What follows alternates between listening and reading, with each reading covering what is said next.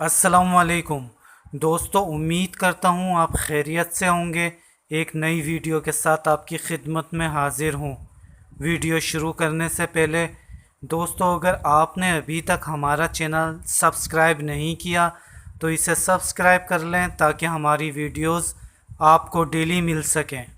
اس میں الہی الحق کو، جس ذات کا وجود ہر طرح اور ہر لحاظ سے ثابت ہو، جسے ایک لمحے کے لیے بھی زوال اور عدم نہ ہو، ہر شے کا ظہور اسی ذات سے وابستہ ہو، اور اس کے علاوہ کوئی شے ایسی نہ ہو جو فانی نہ ہو۔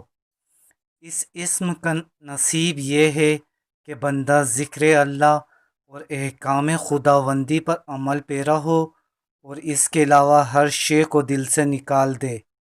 اسے ہر ذرے میں جلوائے خداوندی نظر آتا ہو، جیسے صوفیہ فنا فی اللہ کے نام سے یاد کرتے ہیں، یا حقوں کے آسان اور طاقتور وظائف۔ اگر قیدی آدھی رات کو ننگے سر یا حق کو 108 بار پڑھے گا، انشاءاللہ قید سے رہائی پائے گا۔